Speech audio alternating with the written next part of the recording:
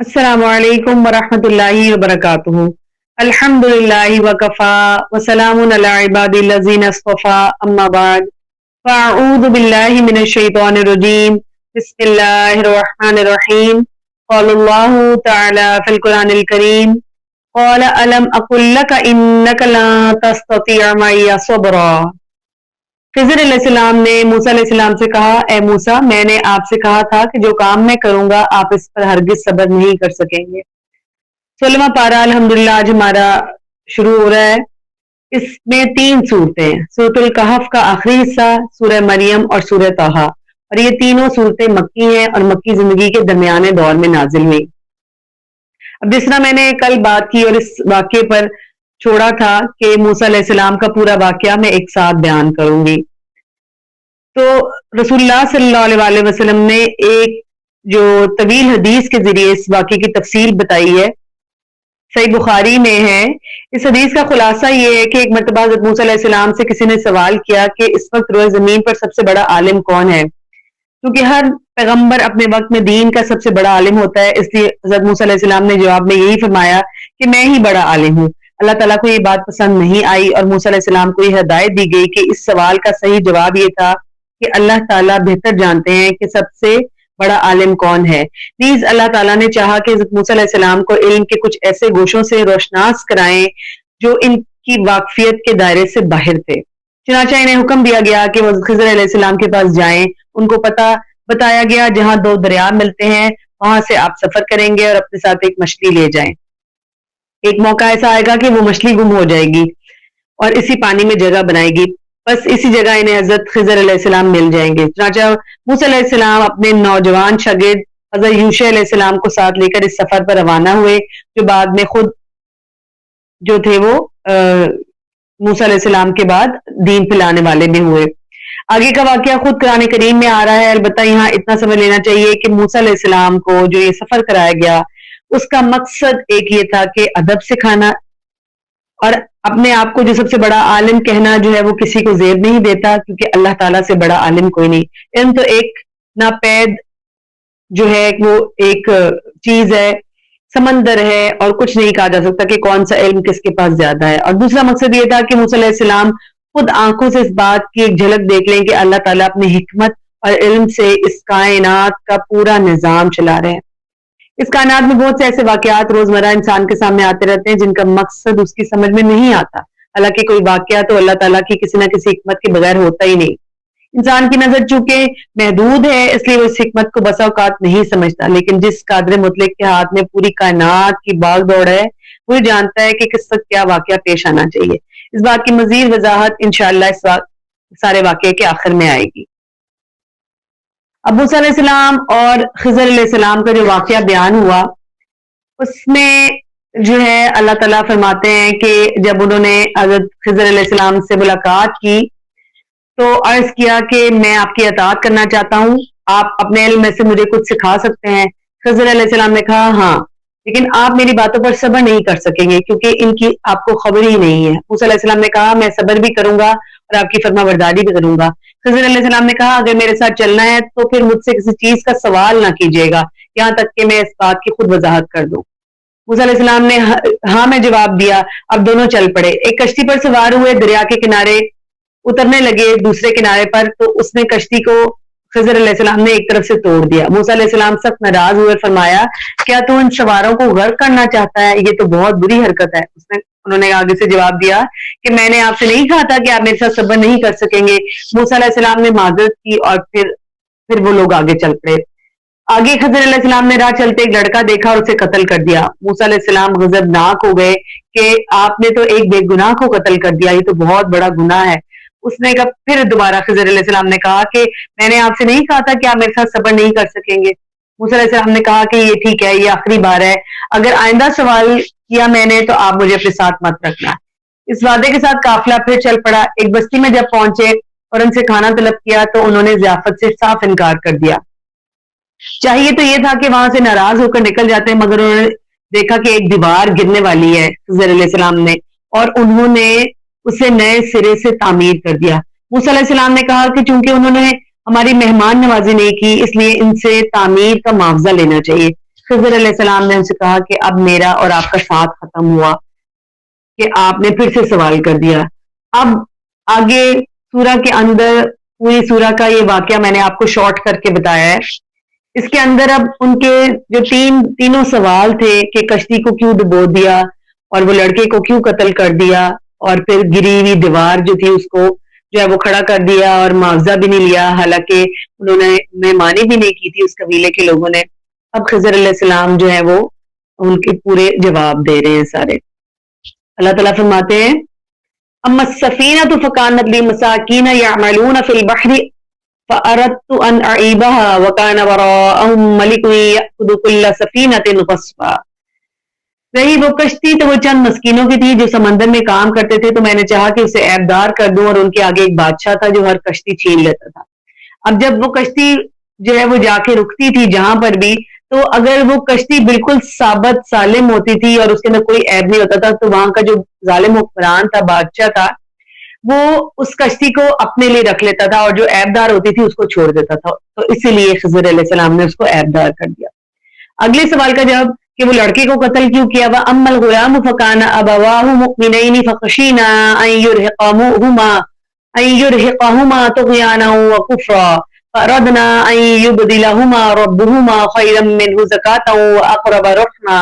اور ہاں لڑکا تو اس کے ماں باپ دونوں مومن تھے، تو ہم ڈرے کہ وہ ان دونوں کو سرکشی اور کفر میں پھنسا دے گا، تو ہم نے چاہا کہ ان دونوں کو ان کا رب اس کے بدلے ایسی اولاد دے جو پاکیزگی میں اس سے بہتر اور شفقت میں زیادہ قریب ہو. یعنی کہ وہ لڑکا جو تھا وہ اچھا نہیں تھا. اسی لیے آگے والی جو لاسٹ ایک بات رہ گئی تھی کہ دیوار کی تعمیر کی اور اس کا کیا سلسلہ تھا. وہ امل جدار، جدار کہتے ہیں دیوار کو. وہ امل جدار فکانا لغلامین یتیمین فی المدینۃ فکانت وکان تحتہ کنز لہما وکان ابوہما صالحا فاراد ربک ان یبلغا اشدہما ویستخرجا کنزہما رحمتا من ربک وما فعلت عن امری ذلك تأویل ما لم تستطع علیہ صبرا. آیت نمبر 79 to 82 ہے. اور رہ گئی دیوار تو وہ شہر میں 2 یتیم لڑکوں کی تھی اور اس کے نیچے ان دونوں کے لیے ایک خزانہ تھا اور ان کا باپ نیک تھا. تو تیرے رب نے چاہا کہ وہ دونوں جب اپنی جوانی کو پہنچ جائیں تو اپنا خزانہ وہاں سے نکالیں. تیرے رب کی طرف سے رحمت ہے اور میں نے یہ اپنی مرضی سے نہیں کیا. یہ خضر علیہ السلام بیان کریں کہ یہ سارے کام میں نے اپنی مرضی سے نہیں کیے، یعنی مجھے اللہ نے حکم دیا تھا. یہ ہے اصل حقیقت ان باتوں کی جن پر تو صبر نہیں کر سکا. صحیح بخاری کی یہ جو ہے نا روایت تھی جو میں نے تینوں آیات کے ساتھ آپ کے لیے پڑھی. اب مشرق و مغرب پر حکومت کرنے والا ایک بادشاہ ذوالقرنین، اس کی کہانی آتی ہے اس سورہ میں، سورۃ الکہف میں. اس کا بھی ایک عجب واقعہ ہے. اللہ تعالیٰ نے بیان کیا کہ وہ بادشاہ جس نے مشرق سے مغرب تک ساری زمین پر حکومت کی، ایک دفعہ اس نے اپنی سلطنت کا دورہ کیا. عادل بادشاہ تھا. اللہ تعالیٰ نے خاص قرآن میں اس کا ذکر کیا. پہلے مغرب تک گیا، پھر مشرق تک کا سفر کیا، پھر شمال کی طرف چلتا ہوا 2 پہاڑوں کے درمیان پہنچا.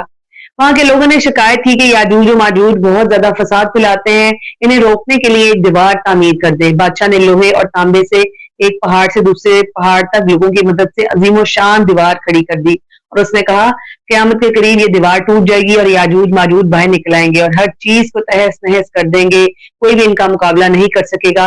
حتیٰ کہ سیدنا عیسیٰ علیہ السلام ان سے بچنے کے لیے مسلمانوں کو لے کر پہاڑیوں پر چڑھ جائیں گے اور اللہ سے دعا کریں گے تو ان میں ایک ایسی بیماری پھیل جائے گی جس سے سارے یاجوج ماجوج مر جائیں گے اور لوگوں کی ان سے جان چھوٹ جائے گی. اور یہ قیامت کی بڑی نشانیوں میں سے ایک نشانی ہے کہ یاجوج ماجوج جو ہے ان کو کھول دیا جائے گا. اس عظیم صورت کا اختتام 2 اہم باتوں پر ہوتا ہے. آیت نمبر 109 میں اللہ تعالیٰ فرماتے ہیں قُلْ لَوْ كَانَ الْبَحْرُ مِدَادًا لِكَلِمَاتِ رَبِّي لَنَفِدَ الْبَحْرُ قَبْلَ أَن تَنفَدَ كَلِمَاتُ رَبِّي وَلَوْ جِئْنَا بِمِثْلِهِ مَدَدًا. کہہ دے اگر سمندر میرے رب کی باتوں کے لیے سیاہی بن جائے تو یقیناً سمندر ختم ہو جائے گا اس سے پہلے کہ میرے رب کی باتیں ختم ہو، اگرچہ ہم اس کے برابر اور سیاہی لے آئیں. اور اگلی آیت میں آیت 110 میں اللہ تعالیٰ فرماتے ہیں قل انما انا بشر مثلكم يوحى الي انما الهكم اله واحد فمن كان يرجو لقاء ربه فليعمل عملا صالحا ولا يشرك بعبادة ربه احدا. کہہ دے کہ میں تو تم جیسا ایک بشر ہوں. یہ رسول اللہ صلی اللہ علیہ وسلم کو کہا جا رہا ہے کہ آپ کہہ دیں کہ میں تم جیسا ایک بشر ہوں, میری طرف وحی کی جاتی ہے کہ تمہارا معبود صرف ایک ہی معبود ہے.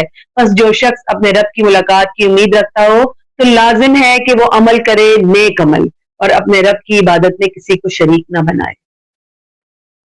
اب آگے سورہ مریم جو ہے وہ شروع ہو رہی ہے. اس سورت کا بنیادی مقصد عیسیٰ علیہ السلام اور ان کی والدہ حضرت مریم سلام علیہا کے بارے میں صحیح عقائد کی وضاحت اور ان کے بارے میں عیسائیوں کی تردید ہے. اگرچہ مکہ مکرمہ میں جہاں یہ سورت نازل ہوئی عیسائیوں کی کوئی خاص آبادی نہیں تھی, لیکن مکہ مکرمہ کے بت پرست کبھی کبھی رسول اللہ صلی اللہ علیہ وسلم کے دعوی نبوت کی تردید کے لیے عیسائیوں سے مدد لیا کرتے تھے. اس کے علاوہ بہت سے صحابہ کفار مکہ کے مظالم سے تنگ آ کر حبشہ کی طرف ہجرت کر رہے تھے, جہاں عیسائی مذہب ہی کی حکمرانی تھی. اس لیے ضروری تھا کہ مسلمان حضرت عیسیٰ علیہ السلام, حضرت مریم سلام علیہا اور حضرت زکریہ علیہ السلام اور یحییٰ علیہ السلام کی صحیح حقیقت سے واقف ہوں. چنانچہ اس صورت میں ان حضرات کے واقعات اسی طرح بیان ہوئے ہیں, اور چونکہ یہ واضح کرنا تھا کہ عیسیٰ علیہ السلام خدا کے بیٹے نہیں ہیں جیسا کہ عیسائیوں کا عقیدہ ہے, بلکہ وہ انبیاء کرام ہی کے مقدس سلسلے کی ایک کڑی ہے. اس لیے بعض دوسرے انبیاء کرام جو تھے ان کا بھی مختصر تذکرہ ہے, لیکن عیسیٰ علیہ السلام کی موجزانہ ولادت اور اس وقت حضرت مریم سلام علیہا کی کیفیات سب سے زیادہ تفصیل کے ساتھ اس صورت میں بیان ہوئی ہیں, اس لیے اس سورہ کا نام سورہ مریم رکھا گیا. اور جب قریش کے سردار تضحیک, استہزاء, تخفیف اور جھوٹے الزامات کی تحشید سے اسلامی تحریک کو دبانے میں ناکام ہو گئے تو انہوں نے ظلم و ستم, مار پیٹ اور معاشی دباؤ کا ہتھیار جو استعمال کرنا شروع کیا, اور ہر قبیلے کے لوگوں نے اپنے قبیلے کے نو مسلم لوگ تھے, مسلمان تھے, ان کو تنگ کرنا شروع کیا. کسی کو قید کر دیتے, بھوک اور پیاس کی تکلیفیں دیتے, انہیں مار مار کر ان کا حشر کر دیتے. مکہ کی تپتی ریت پر چلچلاتی دھوپ لٹا دیا جاتا اور سینوں پر بھاری پتھر رکھ کر تڑپایا جاتا. اس طرح انہیں اسلام چھوڑنے پر مجبور کیا گیا. جب حالات ناقابل برداشت ہو گئے تو رجب 45 عام الفیل 5 نبوی کو رسول اللہ صلی اللہ علیہ وسلم نے صحابہ کو حبشہ کی طرف ہجرت کرنے کا حکم دیا, اور اس پر جو پہلی ہجرت حبشہ تھی, ہجرت حبشہ 2 مرتبہ ہوئی تھی. پہلی ہجرت حبشہ میں 12 مرد اور 4 خواتین ہجرت کی تھی, جبکہ جو دوسری چند مہینوں کے اندر اندر قریش کے جو ہے وہ ان کے مظالم سے تنگ آ کر دوبارہ حبشہ کی طرف ہجرت ہوئی, اور اس میں 82 مرد تھے اور 18 خواتین تھی, اور انہوں نے ہجرت حبشہ کی اور وہاں پہ آباد ہوئے. اس ہجرت سے عین پہلے صحابہ کرام کو عیسائیوں کے عقائد و نظریات سے آگاہی کے لیے یہ صورت نازل کی گئی تھی. حبشہ کے دربار میں سورہ مریم کی تلاوت جو ہے اس کے بارے میں آتا ہے کہ جب اتنے لوگ ہجرت کر گئے تو گھر گھر میں کوہرام مچ گیا, کیونکہ اس میں ہر گھرانے کا کوئی نہ کوئی فرد موجود تھا. لہٰذا قریش نے ایک وفد تیار کیا جو حبشہ کے دربار میں جائے, شاہ حبشہ کے, اور اسے مہاجرین کی واپسی کا مطالبہ کرے. اس قافلے نے وہاں پہنچ کر پہلے وزیروں, مشیروں اور عیسائی علماء سے ملاقاتیں کی. انہیں طائف کے نام پر کچھ رشوت دی تاکہ کل دربار میں جب ہم بادشاہ کے سامنے مسلمانوں کی واپسی کی درخواست کریں تو وہ ہمارے موقف کی حمایت کرے. اگلے دن دربار میں پیش ہو کر مہاجرین کی واپسی کا مطالبہ کیا گیا. منصوبے کے مطابق سب لوگوں نے قریشی وفد کے موقف کی حمایت کی, لیکن نجاشی عادل بادشاہ تھا. اس نے کہا جب تک میں مسلمانوں کو بلا کر ان کا موقف نہ سن لوں فیصلہ نہیں کروں گا. مسلمانوں کو بلا کر معاملہ پوچھا گیا تو انہوں نے صاف صاف رسول اللہ صلی اللہ علیہ وسلم کی آمد, آپ صلی اللہ علیہ وسلم کا پیغام اور اس کے مقابلے میں قریش کو ظلم و ستم کی داستان سنائی. تو نجاشی نے مسلمانوں کو حبشہ سے نکالنے سے انکار کر دیا. قریشی وفد ناکام ہو گیا. اگلے دن پھر ایک نئی پلاننگ کے ساتھ دربار میں پیش ہوا اور کہا کہ مسلمان اگر آپ کا عیسائی مذہب قبول کر لیتے ہیں تو ہمیں کوئی اعتراض نہ ہوگا, جبکہ یہ لوگ عیسیٰ علیہ السلام اور مریم سلام علیہا کے معاملے میں عیسائیوں کے موقف کو نہیں مانتے بلکہ اس کے برعکس عقیدہ رکھتے ہیں. اس طرح یہ آپ کے ملک میں بھی فساد پیدا کریں گے. نجاشی نے پھر مسلمانوں کو بلایا اور سیدنا عیسیٰ علیہ السلام اور مریم سلام علیہا کے متعلق پوچھا تو مسلمان پریشان ہو گئے, کیونکہ عیسائی سیدنا عیسیٰ علیہ السلام کو اللہ کا بیٹا اور مریم سلام علیہا کو خدا کا حصہ سمجھتے ہیں, جبکہ اسلام کا موقف ایسا ہرگز نہیں.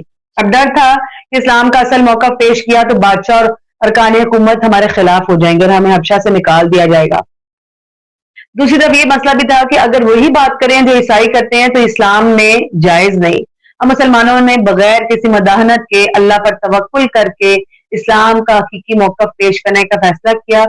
مسلمانوں کے سربراہ سیدنا علی رضی اللہ عنہ کے بڑے بھائی سیدنا جعفر طیار رضی اللہ عنہ نے اسلام کا موقف پیش کرنے کے لیے دربار میں سورہ مریم کی تلاوت کی۔ عیسائی علماء نے بہت شور مچایا کہ بات غلط ہے، مگر نجاشی نے بڑے غور سے سنا، پھر زمین سے تنکا اٹھایا اور کہا، اللہ کی قسم سیدنا عیسیٰ علیہ السلام اور مریم سلام علیہا اس بیان سے اتنا بھی زیادہ نہیں جتنا یہ تنکا ہے، یہ بالکل حق ہے۔ اور قریشی وفد کو دربار سے نکل جانے کا حکم جاری کر دیا اور مسلمانوں سے کہا کہ آپ حبشہ میں سکون سے رہ سکتے ہیں۔ اس تاریخی پس منظر کو نگاہ میں رکھ کر جب ہم اس صورت کو دیکھتے ہیں تو اس میں اولین بات نمایاں ہو کر ہمارے سامنے آتی ہے کہ گرچہ مسلمان ایک مظلوم پناہ گزین گروہ کی حیثیت سے اپنا وطن چھوڑ کر دوسرے ملک میں جا رہے تھے، مگر اس حالت میں بھی اللہ تعالیٰ نے ان کو دین کے معاملے میں ذرا برابر بھی مداحنت کرنے کی تعلیم نہیں دی، یعنی کہ کوئی غلط بات نہیں کرنی، جو بات حق ہے وہی بیان کرنی ہے، بلکہ چلتے وقت زیادہ راہ کے طور پر ان کے ساتھ یہ سورہ ان کے ساتھ کی تاکہ عیسائیوں کے ملک میں عیسیٰ علیہ السلام کی بالکل حیثیت پیش کریں اور ان کے ابن اللہ ہونے کا صاف صاف انکار کریں۔ اور آخر میں کفار مکہ کی گمراہیوں پر سخت تنقید کی گئی اور کلام ختم کرتے ہوئے اہل ایمان کو جو ہے خوشخبری دی گئی کہ دشمنان حق کی ساری کوششوں کے باوجود اللہ تعالیٰ کی محبوب قوم کون ہوگی؟ جو اللہ پر ایمان رکھے گی۔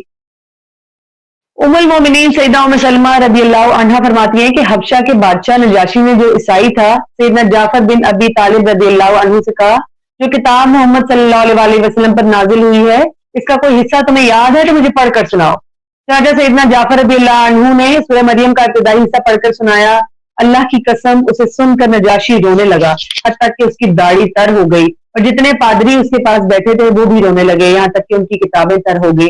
پھر نجاشی نے کہا، اللہ کی قسم یہ کلام اور وہ کلام جو موسیٰ علیہ السلام لے کر آئے ایک ہی روشنی کے طاق سے نکل رہا ہے۔ یہ مسعود احمد کی روایت ہے۔ اب اس سورہ کے شروع میں سیدنا یحییٰ علیہ السلام کی پیدائش کا تذکرہ ہے۔ اللہ تعالیٰ فرماتے ہیں بسم اللہ الرحمن الرحیم، کاف ہا یا عین صاد، ذکر رحمت ربک عبدہ زکریا اذ نادى ربه نداء خفيا قال رب إني وهن العظم مني واشتعل الرأس شيبا ولم أكن بدعائك رب شقيا وإني خفت الموالي من ورائي وكانت امرأتي آقرا فهب لي من لدنك وليا يرثني ويرث من آل يعقوب واجعله رب رضيا۔ سورہ مریم کی آیات ہیں یہ 1 سے 6۔ کاف ہا یا عین صاد، یہ حروف مقطعات ہیں۔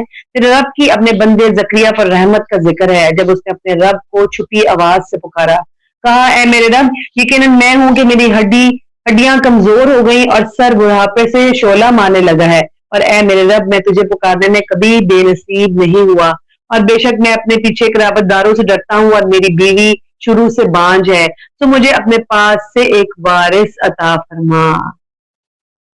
فہب لی من لدنک ولیا، جو میرا وارث بنے اور آل یعقوب کا وارث بنے، اور اے میرے رب اسے پسند کیا ہوا بنا۔ جواب میں اللہ تعالیٰ نے کیا فرمایا، یا زکریا انا نبشرک بغلام اسمہ یحییٰ لم نجعل لہ من قبل سمیہ، آیت نمبر 7 ہے۔ اے زکریا بے شک ہم تجھے ایک لڑکے کی خوشخبری دیتے ہیں جس کا نام یحییٰ ہے، اس سے پہلے ہم نے اس کا کوئی نام اس کے جیسا نہیں بنایا، یعنی یحییٰ علیہ السلام کا نام اللہ تعالیٰ نے خود بتایا۔ زکریا علیہ السلام کہنے لگے، قال ربی انا یکون لی غلام وکانت امرأتی آقرا وقد بلغت من الکبر عتیا، آیت نمبر 8 ہے۔ کہا میرے رب میرے لیے لڑکا کیسے ہوگا جبکہ میری بیوی تو بانج ہے اور میں تو بڑھاپے کی آخری حد کو پہنچ گیا ہوں۔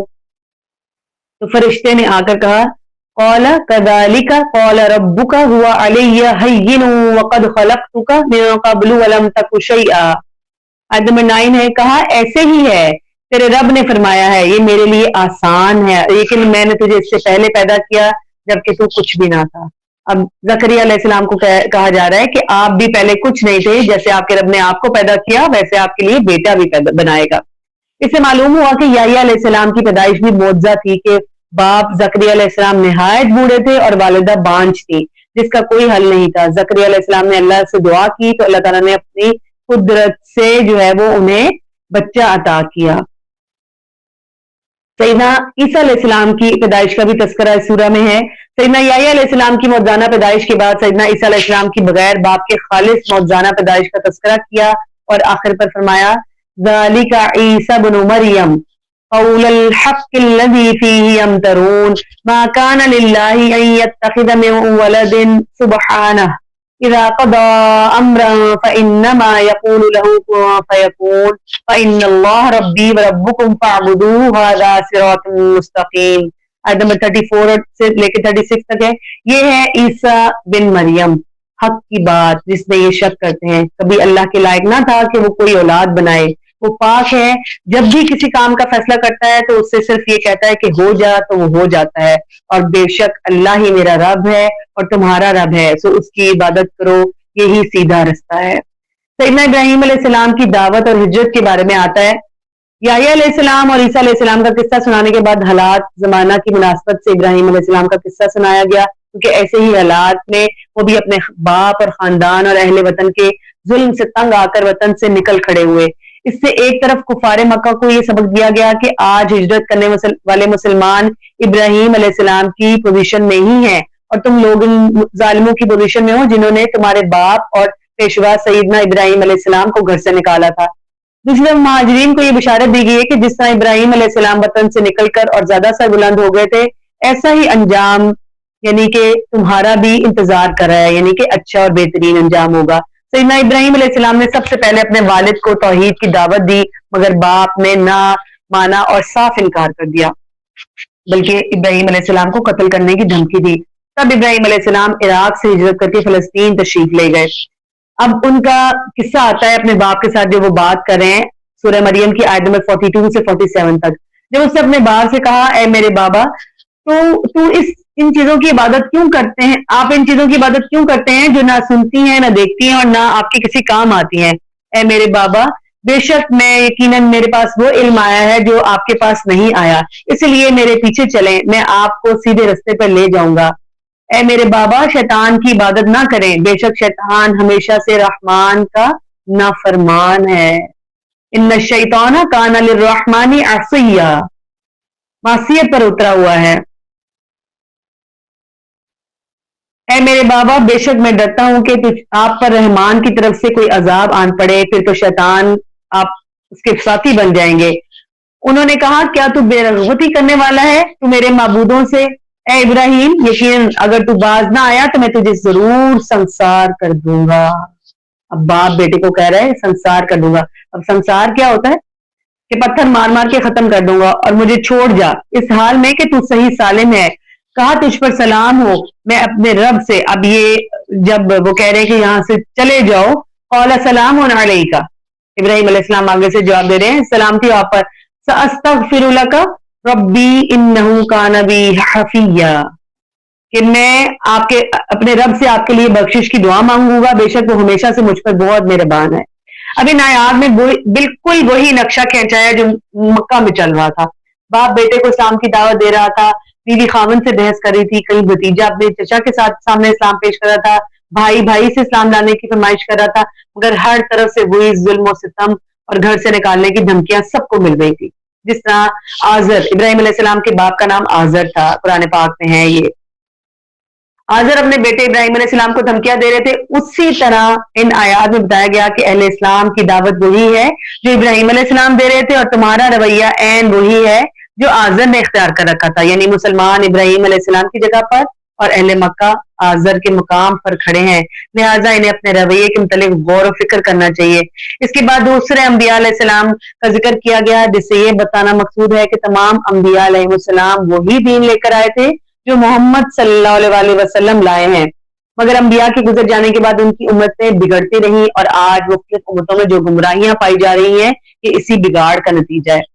اب مشرکین مکہ کو دھمکی دی جا رہی ہے، مکہ کے سرداروں کے متکبرانہ رویوں کا تذکرہ کیا کہ یہ لوگ محض دنیا کے حقیر مال و دولت کو اچھائی اور برائی کی بنیاد سمجھتے ہوئے اللہ کے پیغام کا انکار کر رہے ہیں۔ پھر انہیں بتایا کہ اس رویے کا انجام جو ہے وہ جہنم ہے، آیت نمبر 73 سے 75 تک آتا ہے، اور جب ان پر ہماری واضح آیات پڑھی جاتی ہیں تو وہ لوگ جنہوں نے کفر کیا ان لوگوں سے کہتے ہیں جو ایمان لائے ہیں کہ دونوں گروہوں میں سے کون مقام میں بہتر اور مجلس کے اعتبار سے زیادہ اچھا ہے، اور ہم نے ان سے پہلے کتنے زمانوں کے لوگ ہلاک کر دیے جو ساز و سامان اور دیکھنے میں کہیں اچھے تھے۔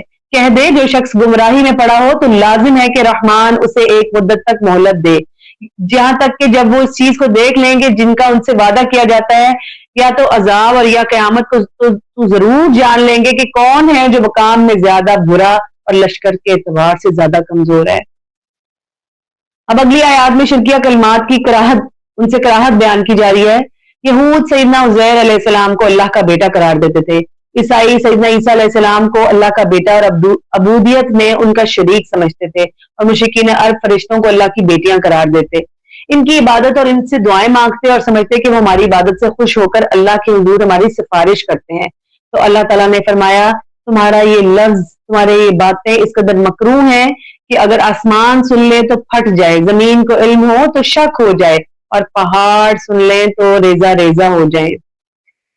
آیت نمبر 88 سے 93 تک ہے۔ وَقَالُوا اتَّخَذَ الرَّحْمَنُ وَلَدًا لَقَدْ جِئْتُمْ شَيْئًا إِدًّا تَكَادُ السَّمَاوَاتُ يَتَفَطَّرْنَ مِنْهُ وَتَنشَقُّ الْأَرْضُ وَتَخِرُّ الْجِبَالُ هَدًّا أَن دَعَوْا لِلرَّحْمَنِ وَلَدًا وَمَا يَنبَغِي لِلرَّحْمَنِ أَن يَتَّخِذَ وَلَدًا إِن كُلُّ مَن فِي السَّمَاوَاتِ وَالْأَرْضِ إِلَّا آتِ الرَّحْمَنِ عَبْدًا، اور انہوں نے کہا کہ رحمان نے کوئی اولاد بنا لی ہے، بلا شبہ یقیناً تم ایک بہت بھاری بات کو لائے ہو۔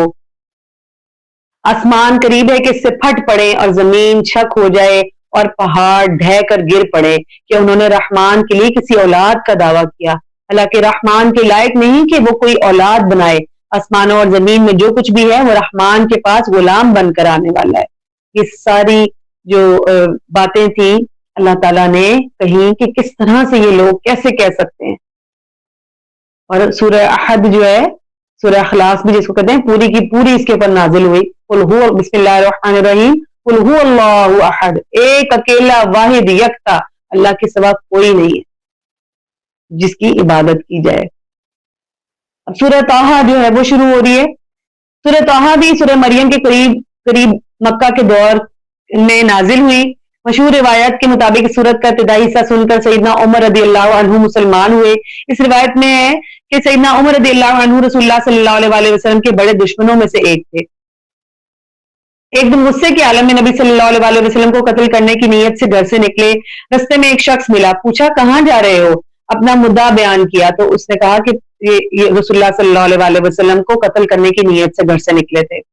انہوں نے کہا پہلے اپنے گھر کی خبر تو لو، تمہاری بہن اور بہنوئی اس نئے دین میں داخل ہو چکے ہیں۔ یہ سن کر عمر رضی اللہ عنہ سیدھے بہن کے گھر پہنچے۔ وہاں ان کی بہن فاطمہ رضی اللہ عنہ بنت خطاب اور ان کے شوہر سعید بن زید رضی اللہ عنہ خباب بن ارت رضی اللہ عنہ سے ایک صحیفے کی تعلیم حاصل کر رہے تھے۔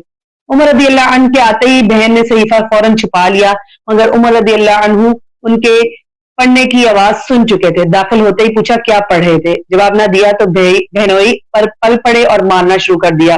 بہن نے بچانا چاہا تو ان کو بھی مارا، یہاں تک کہ ان کا خون نکل آیا۔ آخرکار بہن اور بہنوئی دونوں نے کہا کہ ہاں ہم مسلمان ہو چکے ہیں، تم سے جو کچھ ہو سکے کر لو۔ عمر رضی اللہ عنہ بہادر آدمی تھے، اور جب بہن کا خون دیکھا تو جو ہے پریشان ہو گئے اور غصہ ٹھنڈا پڑا تو کہنے لگے اچھا مجھے بھی وہ چیز دکھاؤ جو تم پڑھ رہے تھے۔ بہن نے پہلے قسم لی کہ وہ نہ اسے پھاڑیں گے، پھر کہا کہ جب تک آپ غسل نہ کر لیں اس صحیفے کو ہاتھ نہیں لگا سکتے۔ عمر رضی اللہ عنہ نے غسل کیا اور پھر وہ صحیفہ لے کر پڑھنا شروع کیا۔ اس میں یہی سورہ طٰہٰ لکھی ہوئی تھی۔ پڑھتے پڑھتے یہ اخلاق ان کی زبان سے نکلا، کیا خوب کلام ہے۔ یہ سنتے ہی خباب بن ارت رضی اللہ عنہ جو ان کی آہٹ پاتے ہی چھپ گئے تھے باہر آ گئے اور کہا کہ اللہ کی قسم کل ہی میں نے نبی صلی اللہ علیہ وسلم کو یہ فرماتے سنا کہ اے اللہ ابو الحکم بن حشام یعنی ابو جہل یا عمر بن خطاب دونوں میں سے کسی ایک کو اسلام کا حامی بنا دے۔ مجھے توقع ہے کہ اللہ تعالیٰ تم سے اپنے نبی کی دعوت پھیلانے میں بڑی خدمت لے گا، پس اے عمر رضی اللہ عنہ اللہ کی طرف چلو، اللہ کی طرف چلو۔ 2 مرتبہ انہوں نے دہرایا۔ اس فکرے نے رہی صحیح کسر پوری کر دی اور اسی وقت خباب بن ارد رضی اللہ عنہ کے ساتھ جا کر رسول اللہ صلی اللہ علیہ وسلم کی خدمت میں حاضر ہوئے اور اسلام قبول کیا۔ یہ ہجرت حبشہ سے تھوڑی مدت بعد کا قصہ ہے۔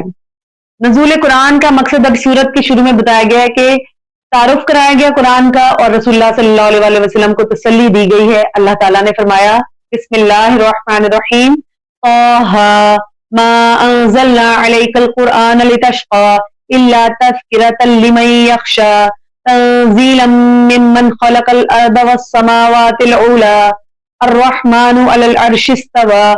آیت نمبر 1 to 5 ہے. طہ ہم نے تجھ پر یہ قرآن اس لیے نازل نہیں کیا کہ تو مصیبت میں پڑ جائے. رسول اللہ صلی اللہ علیہ وسلم کو کہا جا رہا ہے بلکہ نصیحت کرنے کے لیے اس کو جو ڈرتا ہے. اس کی طرف سے اتارا ہوا ہے جس نے زمین کو اور اونچے آسمانوں کو پیدا کیا.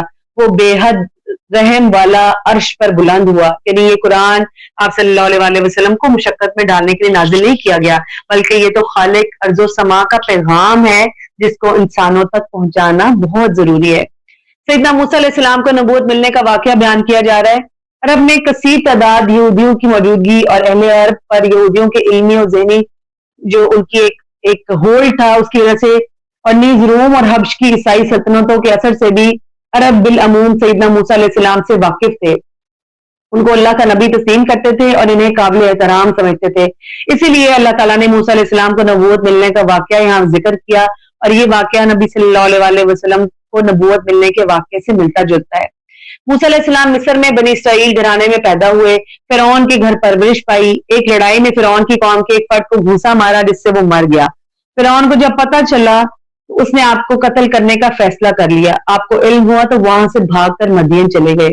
ابھی اللہ تعالیٰ ساری گراؤنڈ پریپیئر کر رہے تھے. ان کو نبی بنانا تھا, کس جگہ بلانا تھا وہاں پر بلایا جا رہا تھا. ایک نیک شخص کے گھر میں ملازم ہو گئے. اس کی بکریاں چراتے رہے. وہیں شادی ہوئی. ایک عرصہ بعد 20 بچوں کو ساتھ لیا اور مصر کی طرف نکل کھڑے ہوئے. سردی کا موسم اور اندھیری رات تھی. موسیٰ علیہ السلام کو رستے سے ہٹ کر ایک وادی میں روشنی دکھائی دی. گھر والوں سے کہنے لگے میں وہاں جاتا ہوں. اب یہ موسیٰ علیہ السلام کا جو واقعہ ہے یہ قرآن میں ڈفرینٹ جگہوں پر جو ہے نا وہ بیان کیا گیا اور اس کے کچھ قصے جو ہے نا ڈفرینٹ جگہوں پر بتائے گئے ہیں. تو میں آپ کو تھوڑا سا ایک کمبائن کر کے اس کو بتا رہی ہوں. گھر والوں سے کہنے لگے کہ میں وہاں جاتا ہوں. کوئی شخص ہوا تو رستہ معلوم کروں گا اور آپ کے لیے آگ بھی لے آؤں گا تاکہ ہم کچھ سردی کی شدت کم کر سکیں.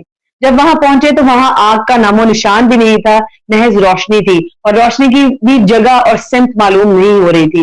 موسیٰ علیہ السلام اس منظر سے حیرت زدہ ہو گئے کہ یکایک آواز آئی. اب آواز آئی. کلیم اللہ کہا جاتا ہے. موسیٰ علیہ السلام کو اللہ تعالیٰ نے ان سے کلام کیا تھا. انی انا ربک فاخلع نعلیک انک بالوادی المقدس طوی وانا اخترتک فاستمع لما یوحی اننی انا اللہ لا الہ الا انا فاعبدنی واقم الصلاۃ لذکری ان الساعة آتیۃ اکاد اخفیها لتجزى كل نفس بما تسعى فلا يصدنك عنها من لا يؤمن بها واتبع هواه فتردى. سورۃ طٰہٰ کی آیت نمبر 12 سے 16 تک ہے. بے شک میں ہی تیرا رب ہوں سو اپنی دونوں جوتیاں اتار دے. بے شک تو پاک وادی طویٰ میں ہے اور میں نے تجھے چن لیا. بس غور سے سن جو کچھ وحی کیا جاتا ہے.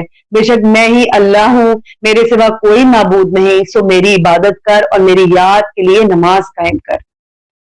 یقیناً قیامت آنے والی ہے. میں قریب ہوں کہ اسے چھپا کر رکھوں تاکہ ہر شخص کو اس کا بدلہ دیا جائے جو وہ کوشش کرتا ہے. یعنی قیامت کا وقت کسی کو نہیں بتایا گیا سوائے اللہ کے. تو تجھے اس سے وہ شخص کہیں روک نہ دے جو اس پر یقین نہیں رکھتا اور اپنی خواہش کے پیچھے لگا ہوا ہے. بس تو ہلاک ہو جائے گا. اب یہ ساری آیات کا ترجمہ میں نے پڑھا. اب موسیٰ علیہ السلام کے معجزات کا ذکر آتا ہے کہ ہر نبی کو معجزات دیے جاتے تھے تاکہ مخاطب قوم کو یقین آ جائے کہ یہ اللہ کا نبی ہے. سیدنا موسیٰ علیہ السلام کو بھی 2 معجزات عطا کیے گئے. ایک وہ اپنی لاٹھی پھینکتے تھے تو وہ لاٹھی جو ہے وہ سانپ یا اژدہا بن جاتی تھی. دوسرا وہ اپنا ہاتھ اپنے بغل میں دباتے تھے, جب باہر نکلتا تو وہ بالکل سفید ہوتا, چمک رہا ہوتا تھا. آیت نمبر 19 سے 23 میں یہ ان کے معجزات کا ذکر ہے. اللہ تعالیٰ فرماتے ہیں فرمایا اسے پھینک دے اے موسیٰ. پہلے انہوں نے پوچھا ایک اور جگہ پہ آتا ہے قرآن میں کہ تیرے ہاتھ میں کیا ہے. انہوں نے بولا کہ یا اللہ میرے ہاتھ میں ایک لاٹھی ہے جس سے میں اپنی بکریاں ان کو جو ہے ان کے لیے پتے توڑتا ہوں اور اس طرح کے وہ بتاتے ہیں. فرمایا اسے پھینک دے اے موسیٰ. تو اس نے پھینک دیا تو اچانک وہ ایک سانپ تھا جو دوڑتا تھا. فرمایا اسے پکڑو اور ڈرو نہیں, ان قریب ہم اسے اس کی پہلی حالت میں لوٹا دیں گے, یعنی دوبارہ سے چھڑی بنا دیں گے. اور اپنا ہاتھ اپنے پہلو کی طرف ملاؤ, وہ کسی عیب کے بغیر سفید چمکتا ہوا نکلے گا, اس حال میں کہ ایک اور نشانی ہے تاکہ ہم تجھے اپنی چند بڑی نشانیاں دکھائیں. اب موسیٰ علیہ السلام کی جو تھے وہ اب جب انہوں نے کہا کہ میں آپ کو نبی بنانے والا ہوں، اور جو ہے وہ موسیٰ علیہ السلام نے جب نبی بن رہے تھے اس وقت دو دعائیں مانگی. پہلی دعا انہوں نے مانگی قال رب اشرح لي صدري ويسر لي امري واحلل عقدة من لساني يفقهوا قولي. آیت نمبر 25 سے 28 ہے. اس نے کہا اے میرے رب میرے لیے میرا سینہ کھول دے اور میرے لیے میرا کام آسان کر دے اور میری زبان کی کچھ گرہ کھول دے کہ وہ میری بات سمجھ لے. اب اللہ تعالیٰ نے ان کو کیا کہا تھا کہ موسیٰ علیہ السلام کے پاس جاؤ اور ان کو تبلیغ کرو. اب آپ نے اس قوم کو اللہ کے بارے میں بتانا ہے. اب دیکھیں کہ جب بھی ہمارا کوئی کام نہیں ہو رہا ہوتا یا ہمیں کسی سے بات کرنی ہوتی ہے کچھ، تو یہ دعا اللہ تعالیٰ سے ہم مانگتے ہیں. اور دوسری دعا انہوں نے یہ اسی دعا کا اگلا حصہ ہے. دوسری دعا یہ کی وَاجْعَلْ لِي وَزِيرًا مِّنْ أَهْلِي، اور میرے لیے میرے گھر والوں میں سے ایک بوجھ بٹانے والا بنا دے اے اللہ. وہ مانگ رہے ہیں، ہم نے بھی اللہ سے دعا مانگنا چاہیے. یہ بہت پیاری دعا ہے. وَاجْعَلْ لِي وَزِيرًا مِّنْ أَهْلِي کہ اللہ میرے گھر میں سے میرے مددگار اٹھا. داعی دین کے لیے مشکلات ہوتی ہیں وہ یہ دعائیں کرے. اور انہوں نے پھر کہا آگے ہارون اخی کہ ہارون جو میرا بھائی ہے اس کے ساتھ میری پشت مضبوط کر دے. اشدد به ازری واشرکه فی امری کی نسبحک کثیرا ونذکرک کثیرا انک کنت بنا بصیرا قال قد اوتیت سؤلک یا موسیٰ. 25 سے 36 آیت تک ہے. جب انہوں نے کہا کہ میرے پروردگار میری بھائی کے ساتھ میری پشت جو ہے وہ مضبوط کر، اسے میرے کام میں شریک کر دے تاکہ ہم تیری بہت سی تسبیح کریں اور تجھے بہت یاد کریں. بے شک تو ہمیشہ ہمارے حال کو خوب دیکھنے والا رہا ہے. فرمایا بے شک تجھے تیرا سوال عطا کر دیا گیا اے موسیٰ. قال قد اوتیت سؤلک یعنی کہ تو نے جو دعا مانگی وہ قبول ہوگی. اور پھر اللہ تعالیٰ نے ہارون علیہ السلام کو بھی نبی بنایا ان کے ساتھ. موسیٰ علیہ السلام کی پیدائش اور پرورش کا جو قصہ بیان ہوا ہے، موسیٰ علیہ السلام مصر کے اندر ایسی قوم اور ایسے وقت میں پیدا ہوئے تھے کہ جب ملک کے بادشاہ فرعون نے ان کے بچوں کو قتل کرنے کا حکم دے رکھا تھا لڑکوں کو. لیکن اللہ تعالیٰ نے اپنی قدرت سے نہ صرف انہیں بچانا تھا بلکہ ان کی پرورش فرعون کے محل میں کرا کر یہ ثابت کر دیا کہ اللہ جو چاہے کر سکتا ہے. اللہ تعالیٰ نے اس کا تذکرہ کرتے ہوئے فرمایا آیت نمبر 38 سے 41 میں جب ہم نے تیری ماں کو وحی کی جو وحی کی جاتی تھی کہ یہ کہ تو اسے ایک صندوق میں ڈال دے پھر اسے دریا میں ڈال دے. اب اللہ تعالیٰ ایک ماں کو کہہ رہے ہیں اذ اوحینا الی امک ما یوحی. موسیٰ علیہ السلام کی ماں کو ہم نے وحی کی ان اقذفیہ فی التابوت فاقذفیہ فی الیم کہ پہلے اس کو صندوق میں ڈالو اور صندوق کو دریا میں ڈال دو. اب اتنا چھوٹا بچہ آپ دیکھیں کہ ماں کے دل کے اوپر کیا گزر رہی ہے. فی الیم فلیلقہ الیم بالساحل یاخذہ عدو لی وعدو لہ وَأَلْقَيْتُ عَلَيْكَ مَحَبَّةً مِّنِّي وَلِتُصْنَعَ عَلَىٰ عَيْنِي إِذْ تَمْشِي أُخْتُكَ فَتَقُولُ هَلْ أَدُلُّكُمْ عَلَىٰ مَن يَكْفُلُهُ فَرَجَعْنَاكَ إِلَىٰ أُمِّكَ كَيْ تَقَرَّ عَيْنُهَا وَلَا تَحْزَنْ. جب ہم نے تیری ماں کو وحی کی جو وحی کی جاتی تھی کہ یہ کہ تو اس کو ایک صندوق میں ڈال دے پھر اسے دریا میں ڈال دے پھر دریا اسے کنارے پر ڈال دے اسے میرا ایک دشمن اور اس کا دشمن اٹھا لے گا اور میں نے تجھ پر اپنی طرف سے ایک محبت ڈال دی اور تاکہ تیری پرورش میری آنکھوں کے سامنے کی جائے. اب اللہ تعالیٰ موسیٰ علیہ السلام کو کہہ رہے ہیں اور اللہ تعالیٰ پھر کیا کہہ رہے ہیں کہ جب تیری بہن چلتی جاتی تھی پس کہتی تھی کیا میں تمہیں اس کا پتہ دوں جو اس کی پرورش کرے. اب موسیٰ علیہ السلام کی پرورش آپ کو پتا ہے کہ اس زمانے کے جو لوگ تھے پہلے پرورش کرنے کے لیے اور فیڈنگ کے لیے جو ہے وہ دوسرے جو خاندانوں میں دیا کرتے تھے خواتین کو. بس ہم نے تجھے تیری ماں کی طرف لوٹا دیا تاکہ اس کی آنکھیں ٹھنڈی ہوں اور وہ غم نہ کرے. میں وعدہ کرتا ہوں کہ اسے تیرے پاس لاؤں گا. ماں سے کہا جا رہا ہے کہ وعدہ کرتا ہوں. ماں نے ایسا ہی کیا ساتھ بڑی بہن کو بھیج دیا کہ دیکھے صندوق کہاں جاتا ہے. وہ بچی نہایت ذہین تھی. اس طرح ساتھ ساتھ چلتی رہی کہ کسی کو شک تک نہ ہوا کہ اس بچی کا صندوق سے کوئی تعلق بھی ہے.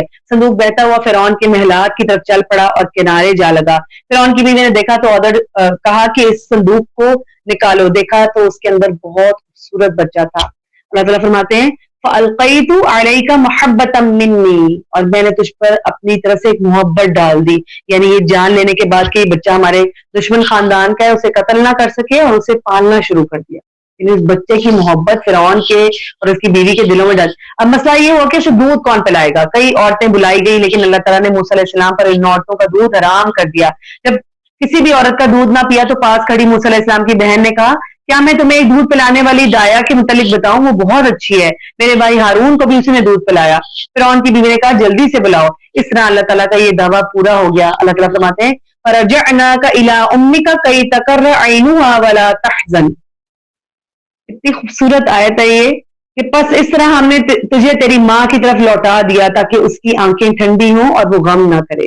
موسیٰ علیہ السلام جوان ہوئے، ہمیشہ حق کا ساتھ دیتے تھے۔ ایک لڑائی میں فرعون کی قوم کے ایک فرد کو مارا جس سے وہ مر گیا۔ اب انہوں نے ایسا چاہا نہیں تھا، وہ صرف لڑائی چھڑوا رہے تھے۔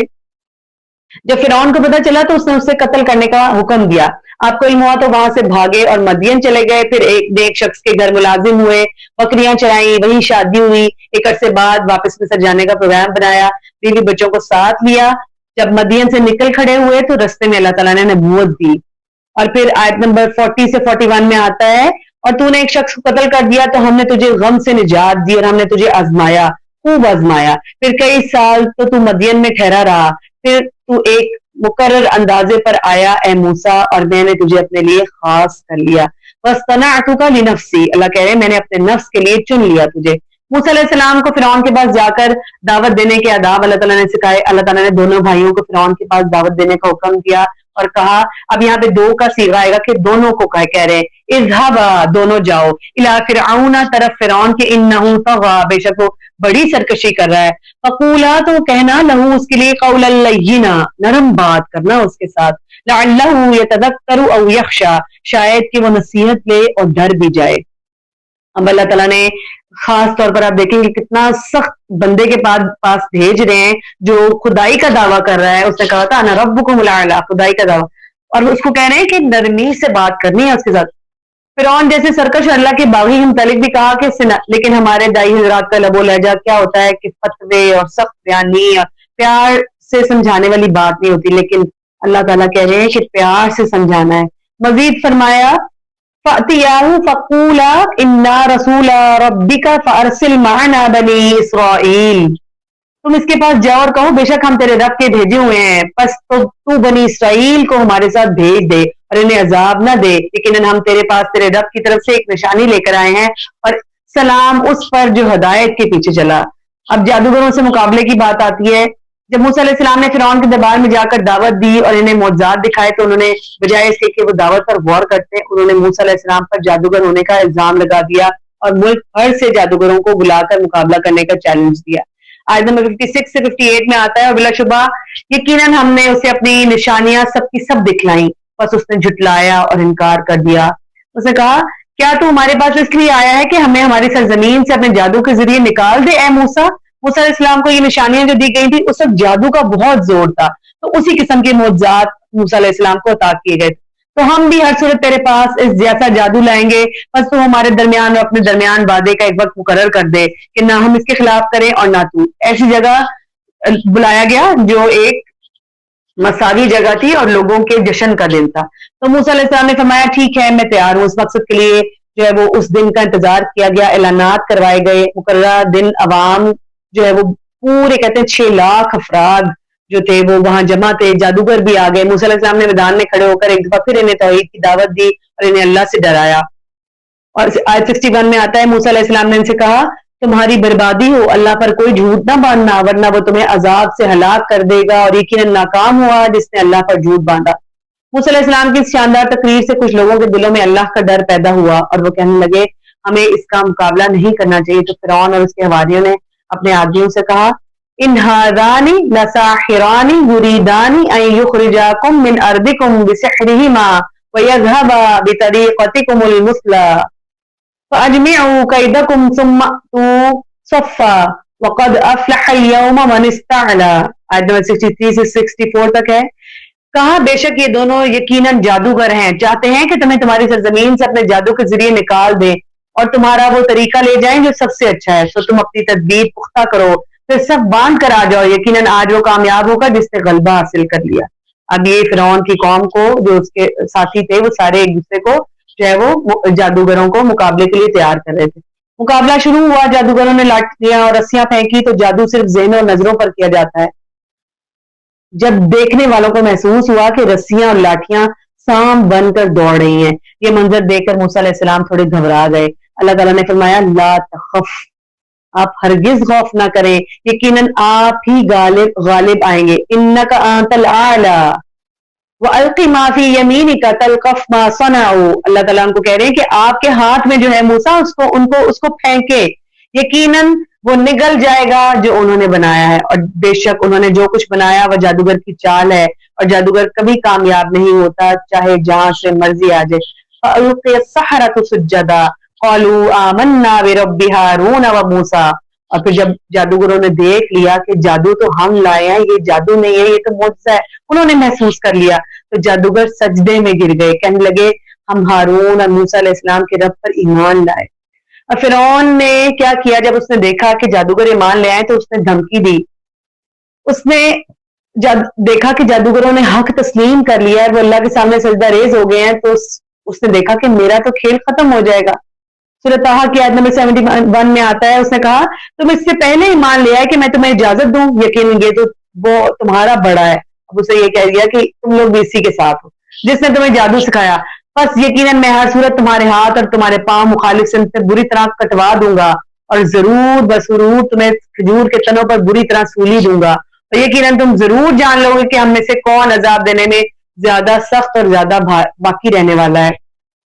جادوگروں نے فرعون کی دھمکی کا جواب دیتے ہوئے کہا، آیت نمبر 72 اور 73 میں آتا ہے، انہوں نے کہا ہم تجھے ہرگز ترجیح نہ دیں گے اس واضح دلائل پر جو ہمارے پاس آ گئے ہیں اور اس پر جس نے ہمیں پیدا کیا، سو فیصلہ کر جو تو فیصلہ کرنے والا ہے. اب جادوگر بالکل ڈرتے نہیں، تو ان کو پتہ لگ گیا کہ موسیٰ علیہ السلام حق پر ہیں.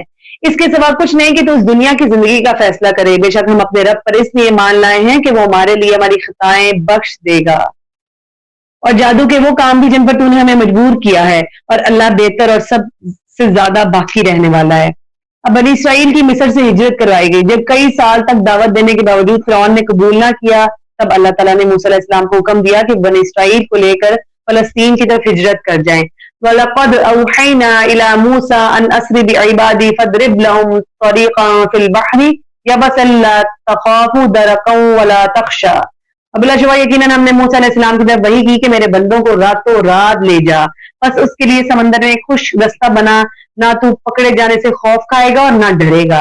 جب موسیٰ علیہ السلام اپنی قوم کو لے کر رات کی تاریکی میں نکل کھڑے ہوئے، فرعون کو خبر ہوئی تو وہ فوج کو لے کر چل پڑا. بنی اسرائیل رات کو رستہ بھول کر اس رستے پر چل پڑے جدھر درمیان میں دریا پڑتا تھا. صبح ہوئی تو سامنے دریا، پیچھے دیکھا تو فرعون کا لشکر.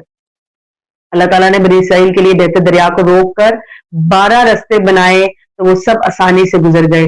جب ان راستوں پر فرعون کی فوج آئی تو پانی چل پڑا اور فرعون سمیت ساری فوج غرق ہو گئی. اب بنی اسرائیل نے کیا کیا؟ جب وہ وہاں سے نکل آئے، فرعون ڈوب گیا، اپنی فوج سمیت ایک ایک بندے سمیت ڈوب گیا. تو جب وہ فلسطین میں داخل ہوئے تو موسیٰ علیہ السلام نے جو ہے وہ ان کو کہا کہ اب آپ یہاں ٹھہرے، اور اللہ تعالیٰ نے جو ان سے وعدہ کیا تھا کوہ طور پر آنے کا اور کتاب کا وعدہ، جب موسیٰ علیہ السلام گئے کوہ طور پر، پیچھے سے قوم نے ایک فرد سامری نے سارے قوم کے زیورات اکٹھے کیے اور ایک بچڑا بنا لیا جس کے اندر سے گائے کی آواز سی آتی تھی، کیونکہ وہ اندر سے خالی تھا، ہولو تھا، تو جب ہوا اس میں سے گزرتی تھی، یہ لوگ صحرا میں تھے، ہوا گزرتی تھی تو آواز آتی تھی. اس نے قوم سے کہا کہ یہی ہے تمہارا خدا. ساری قوم اس کے سامنے جھک گئی. ادھر موسیٰ علیہ السلام کو اللہ تعالیٰ نے اطلاع دی تو وہ سخت غصے میں پلٹے اور سب سے باز پرس کی. سورۃ طٰہٰ کی آیت نمبر 86 سے 89 تک ہے. قوم کی حرکت پر اللہ تعالیٰ بہت ناراض ہوئے اور ان کو قتل کی سزا دی.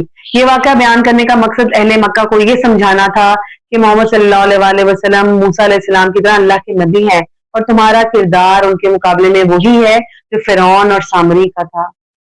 اور اللہ تعالیٰ آیت نمبر 99 سے 100 تک فرماتے ہیں، كَذَلِكَ نَقُصُّ عَلَيْكَ مِنْ أَنْبَاءِ مَا قَدْ سَبَقَ وَقَدْ آتَيْنَاكَ مِنْ لَدُنَّا ذِكْرًا مَنْ أَعْرَضَ عَنْهُ فَإِنَّهُ يَحْمِلُ يَوْمَ الْقِيَامَةِ وِزْرًا. اس طرح ہم تجھ سے کچھ وہ خبریں بیان کرتے ہیں جو گزر چکی ہیں. یقیناً ہم نے تجھے اپنے پاس سے ایک نصیحت عطا کی ہے، اور جو بھی اس سے منہ پھیرے گا تو یقیناً وہ قیامت کے دن ایک بڑا بوجھ اٹھائے گا. اس قصے میں اہل مکہ کے لیے بہت سی رہنمائی ہے. اللہ تعالیٰ کسی کو نبوت اس طرح عطا نہیں کرتے کہ شور مچ جائے اور ایک خلقت اکٹھی ہو جائے اور پھر باقاعدہ تقریب کی صورت میں یہ اعلان کیا جائے کہ آج سے فلاں شخص کو نبی مقرر کیا گیا ہے. بلکہ اللہ تعالیٰ کے معاملات بہت عجیب ہیں. وہ تو مدین سے مصر جانے والے ایک مسافر کو نبی بنا دیتا ہے اور اپنا نمائندہ بنا کر وقت کے سب سے بڑے جابر حکمران کے مقابلے میں لا کھڑا کرتا ہے. لہٰذا یہ کوئی عجیب بات نہیں کہ محمد صلی اللہ علیہ وسلم نبی بن کر تمہارے سامنے آ گئے ہیں. سب نبیوں کو ایسے ہی نبوت ملتی ہے. جو بات آج محمد صلی اللہ علیہ وسلم پیش کریں یعنی توحید اور آخرت، ٹھیک وہی بات منصب نبوت پر مقرر کرتے وقت اللہ تعالیٰ نے موسیٰ علیہ السلام کو بھی سکھائی تھی اور ہر نبی کو. تو جس طرح آج محمد صلی اللہ علیہ وسلم کو بغیر کسی سر و سامان اور لاؤ لشکر کے تنہا قریش کے مقابلے میں دعوت حق کا علم بردار بنا کر کھڑا کیا گیا ہے، ٹھیک اسی طرح موسیٰ علیہ السلام بھی یکایک اتنے بڑے کام پر مامور کر دیے گئے تھے اور ان کو فرعون کے سامنے کھڑا کیا گیا تھا تاکہ وہ اپنی سرکشی سے باز آئے. کوئی لشکر بھی موسیٰ علیہ السلام کے ساتھ نہیں بھیجا گیا تھا. جو اعتراضات اور شبہات اور الزامات اور مکر و ظلم کے ہتھ کنڈے اہل مکہ آج محمد صلی اللہ علیہ وسلم کے مقابلے میں استعمال کر رہے ہیں، یہ وہی ہتھیار ہیں جو فرعون نے موسیٰ علیہ السلام کے مقابلے میں استعمال کیے. پھر دیکھ لو اللہ تعالیٰ کہہ رہے ہیں کہ وہ اپنی ساری تدبیروں سمیت ناکام ہوا اور کون غالب رہا؟ یعنی اللہ کا دین، اللہ کا نبی غالب رہا. اب بار بار موسیٰ علیہ السلام کا واقعہ ذکر کر کے نبی صلی اللہ علیہ وسلم کو تسلی دی جا رہی ہے کہ آپ ہرگز بھی پریشان نہ ہو، اور اہل مکہ کو ڈرایا جا رہا ہے کہ اگر وہ بھی نہیں مانیں گے تو ان کا بھی حشر فرعون جیسا ہوگا. اب آدم علیہ السلام کا جنت میں دخول اور خروج کے بارے میں بات کی گئی ہے کہ اس کے بعد خیر اور شر کی ابتدائی کشمکش کا تذکرہ کیا گیا اور شیطان کی دشمنی کا کہ کس طرح اس نے تمہارے بابا آدم علیہ السلام کو جنت سے نکلوا دیا. یعنی جو لوگ اللہ کے حکم کے مقابلے میں خود کو بڑا سمجھتے ہیں اور حق کے مقابلے میں سازشیں کر رہے ہیں، وہ دراصل شیطان کی پیروی کر رہے ہیں. اب اس واقعے سے ذہن میں بات آتی ہے کہ شیطان نے بھی غلطی کی تھی اور غلطی آدم علیہ السلام نے بھی کی تھی، لیکن کیا ہوا تھا؟ شیطان جو ہے وہ جہنم میں کیوں جائے گا اور آدم علیہ السلام کیوں جنت میں جائیں گے؟ کہ شیطان نے اپنی غلطی پر نہ وہ شرمندہ ہوا، نہ نادم ہوا، نہ اس نے معافی مانگی. لیکن آدم علیہ السلام کو جب احساس ہوا کہ ان سے غلطی ہو گئی ہے تو انہوں نے فوراً معافی مانگی. اور کیا فرمایا؟ سورۃ طٰہٰ کی آیت نمبر 115 میں آتا ہے وَلَقَدْ أَعِدْنَا إِلَىٰ آدَمَ مِن قَبْلُ فَنَسِيَ وَلَمْ نَجِدْ لَهُ عَزْمًا. اور بلا شبہ یقیناً ہم نے آدم کو اس سے پہلے تاکید کی، پھر وہ بھول گیا اور ہم نے اس میں ارادے کی کچھ پختگی نہ پائی. یعنی کہ آدم علیہ السلام نے جان بوجھ کر نہیں کیا تھا. پھر آدم علیہ السلام اور شیطان نے کیا کیا تھا؟ اس نے جان بوجھ کر کیا تھا. اس نے کیا کہا تھا؟ انا خیر من خلقتہ من طین، تو نے اس کو مٹی سے پیدا کیا، خلقتہ من النار، مجھے تو نے اللہ آگ سے پیدا کیا ہے تو میں آدم سے بہتر ہوں. یہ اس نے تکبر کیا تھا. پھر آدم علیہ السلام کا قصہ بیان کر کے یہ بات سمجھائی گئی کہ جس روش پر تم لوگ جا رہے ہو یہ دراصل شیطان کی پیروی ہے. انسان کا شیطان کے بہکاوے میں آ جانا ایک وقتی کمزوری ہے جس سے انسان بمشکل ہی بچ سکتا ہے. اس لیے اللہ تعالیٰ نے بتا دیا کہ آدم علیہ السلام نے اپنی غلطی کا اعتراف کر کے اللہ کی بندگی قبول کی تھی. اب اللہ تعالیٰ کی نصیحت سے منہ موڑنے والوں کی سزا کا ذکر اللہ تعالیٰ نے کیا ہے آیت نمبر 124 سے 127 تک. اور جس نے میری نصیحت سے منہ پھیرا تو بے شک اس کے لیے تنگ گزران ہے، اور ہم اسے قیامت کے دن اندھا کر کے اٹھائیں گے. تو وہ کہے گا اے میرے رب تو نے مجھے اندھا کر کے کیوں اٹھایا، حالانکہ میں تو دیکھنے والا تھا. وہ فرمائے گا اسی طرح تیرے پاس ہماری آیات آئیں تو تو نے انہیں بھلا دیا، اور اس طرح آج تو بھلا دیا جائے گا. اور اسی طرح ہم اس شخص کو جزا دیتے ہیں جو اسی طرح سے جزا دیتے ہیں جو حد سے گزرے اور اپنے رب کی آیات پر ایمان نہ لائے، اور یقیناً آخرت کا عذاب زیادہ سخت اور باقی رہنے والا ہے. اور رسول اللہ صلی اللہ علیہ وسلم کو نصیحت کی جا رہی ہے اور مسلمانوں کو سمجھایا جا رہا ہے کہ صبر و تحمل، ایمان، صبر و تحمل، قناعت اور راضی و برضا اور احتساب کی وہ صفات آپ کے اندر پیدا ہوں جو حق دعوت حق کے لیے مطلوب ہیں. اللہ فرماتے ہیں فاصبر علی ما یقولون وسبح بحمد ربک قبل طلوع الشمس وقبل غروبها ومن آناء اللیل وسبح اطراف النہار لعلک ترضی. 130 آیت ہے. تو اس پر صبر کر جو وہ کہتے ہیں، اور تو سورج طلوع ہونے سے پہلے اور اس کے غروب ہونے سے پہلے اپنے رب کی حمد کے ساتھ تسبیح بیان کر. سورج طلوع ہونے سے پہلے کون سی نماز پڑھتے ہیں؟ فجر کی، اور غروب ہونے کے بعد مغرب کی، اور رات کے کچھ اوقات میں بھی، یعنی بیچ میں عشاء بھی آ گئی، تہجد پڑھنا چاہیں تسبیح وہ بھی کر سکتے ہیں، اور دن کے کناروں میں یعنی ظہر اور عصر بھی، ساری نمازیں بھی اس آیت کے اندر بتا دی گئی. اور پھر اللہ تعالیٰ آیت نمبر 131 میں کہنے ہیں اپنی آنکھیں ان چیزوں کی طرف ہرگز نہ اٹھا جو ہم نے ان کے مختلف قسم کے لوگوں کو دنیا کی زندگی کی زینت کے طور پر برتنے کے لیے دی ہیں، تاکہ ہم انہیں اس میں آزمائیں، اور تیرے رب کا دیا ہوا سب سے اچھا رزق اور سب سے زیادہ باقی رہنے والا ہے. جو اللہ نے دے.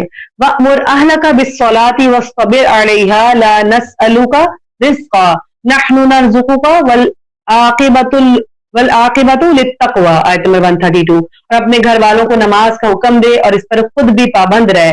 ہم تجھ سے کسی رزق کا مطالبہ نہیں کرتے, ہم ہی تجھے رزق دیں گے اور اچھا انجام تقویٰ ہی کا ہے.